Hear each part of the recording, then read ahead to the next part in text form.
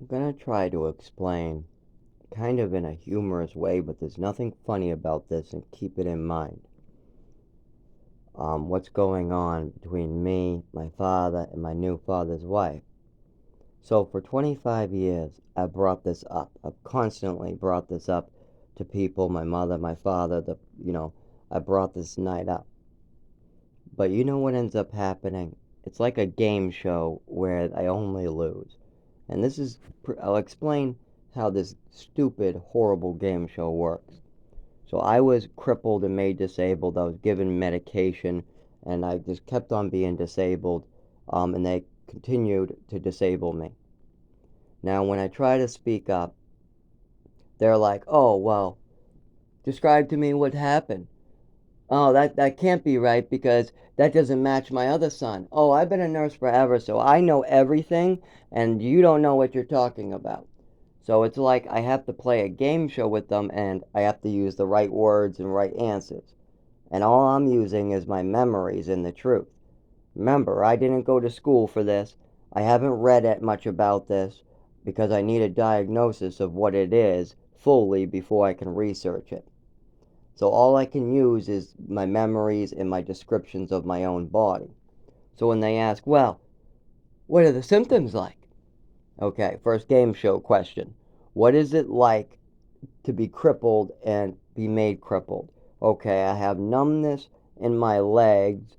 I trip over things and bump into things. I shake. I can't keep my arms or legs still. I get a taser feeling down the spine. I fall down in the cold. Cold triggers seizures. I fall down and I go unconscious, and cars almost run over my head.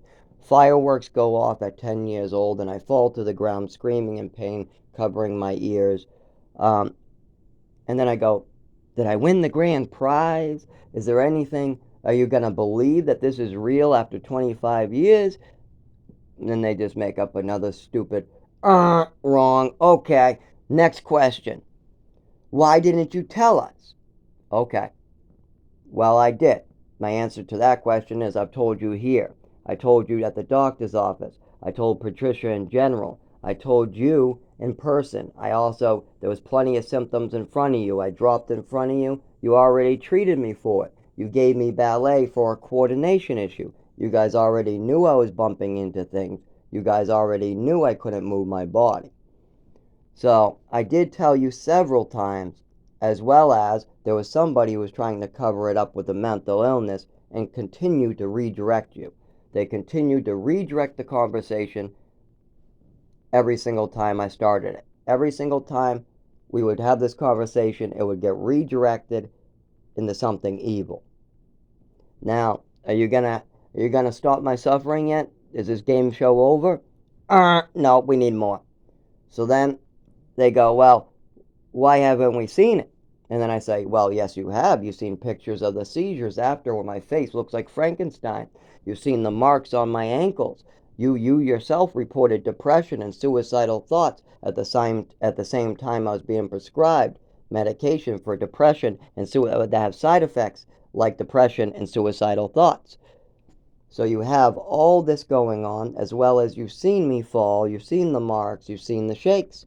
When I walk out in the cold, you have seen me shake. When you've seen loud noises, you've seen me shake to the ground. So you have seen this several times. I've sent you pictures. I have sent multiple pictures after my seizures as well. That's more recent, but there's been plenty of this. Once again, that's not enough.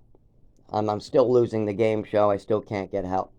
Okay, what's the next question they want out of me? Um, you should just drive. And then I explained to them, well, I can't quite drive. There's a lot of things wrong with here. My body shakes. I'm not sure if I can keep other people safe. Animals could get hurt, as well as I can't pass the test on the electronic computer where the glowing screen is. Now I'm able to pass all written tests, and if I wanted to, I could pass a glowing screen, but I would have to be very careful because it triggers a lot of the seizure activity, a lot of neurological activity, and it physically hurts too. And it's much harder to concentrate on a glowing screen that makes you hurt than something that doesn't make you hurt. When you're having intense pain going down your spine, like lightning or a taser feeling. It makes it much harder to look at something like a flashing white light or a glowing light or something that changes screen to screen. It glows and then doesn't glow, and then it glows and doesn't glow. That makes it much harder to use those devices. Okay, are we going to listen to me now? Still nothing. Okay, how about, how about wouldn't we see some type of red flags? Wouldn't we see something by now? Well, the person passed away of liver failure. There was a bunch of medications in the closet. When she came home with only 20% of her liver working, she ended up drinking, and then she died. Went back in the hospital the next morning and passed away. So that definitely shows that she's an alcoholic. There's a lot of medication abuse that I told you about ahead of time when I caught her red-handed taking medication, and that was just the one that I caught her with. I already knew there were several others she was taking behind my father's back.